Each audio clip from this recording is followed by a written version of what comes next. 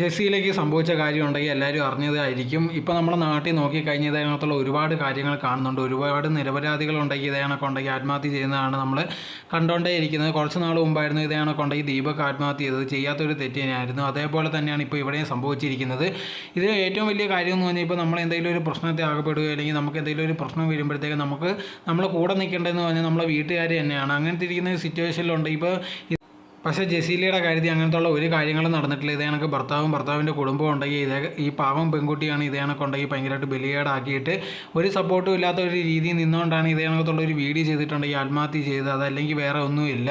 അതോടെ തന്നെ ഇതേ കണക്ക് ഇപ്പോൾ കേൾക്കുന്ന ഒരു കാര്യം എന്ന് പറഞ്ഞാൽ ഇതേ കണക്ക് അയൽവാസികളാണ് കേസ് കൊടുത്തത്. അതിന് മെയിൻ കാരണം എന്ന് പറഞ്ഞാൽ ഇതേ കണക്ക് ഈ പെൺകുട്ടിയുടെ ഇന്ന് സ്വർണ്ണമാല വാങ്ങിച്ചുകൊണ്ട് പോയി തിരിച്ചു കൊടുത്തില്ല. അത് ചോദിച്ചതിനെ തുറന്നാണ് ഇതേ കണക്ക് കള്ളക്കേസൊക്കെ ഉണ്ടാക്കിയെന്നുള്ള രീതിയിൽ ഒരു ന്യൂസ് വരുന്നുണ്ട്. അത് സത്യമാണോ എന്ന് അറിയത്തില്ല. എന്തായിരുന്നാലും ശരിയൊരു പാവത്തിൻ്റെ ജീവനാണ് ഇപ്പോൾ പോയിരിക്കുന്നത്. ഇതുപോലെ ഒരുപാട് പേരുണ്ട് ഇതേ കണക്ക് തെറ്റ് ചെയ്തെന്നും പറഞ്ഞ് ആരോപിച്ചിട്ടുണ്ടെങ്കിൽ അവർ ഒരു തെറ്റും ചെയ്തിട്ടില്ല. അവർക്ക് ഇതൊന്നും സഹിക്കാൻ വയ്യാതാണ് ആത്മഹത്യ ചെയ്യുന്നത്. ഇങ്ങനത്തുള്ള ഒരു കാര്യം നടക്കാൻ പാടില്ല. ഇനി ആരായിരുന്നാലും ശരി, ഇങ്ങനത്തുള്ള പ്രശ്നങ്ങൾ വരുമ്പോഴത്തേക്ക് നിങ്ങളായിരിക്കും അത് തരണം ചെയ്യാൻ വേണ്ടി ശ്രമിക്കുക. അതാണ് മെയിനായിട്ടുള്ളൊരു കാര്യം. അതല്ലാതെ ഇതേ കണക്ക് ആത്മഹത്യയ്ക്ക് ഒന്നിനും ഒരു പരിഹാരമല്ല. നമുക്ക് ചിലപ്പോൾ ഇതേ കണക്ക് പറയാൻ സാധിക്കും, എന്നാൽ പോലും ആ സിറ്റുവേഷൻ നമുക്ക് എന്തുവെന്ന് നമുക്ക് അറിയാൻ സാധിക്കത്തില്ല. ചില സിറ്റുവേഷൻസൊക്കെ അങ്ങനെ തന്നെയാണ്.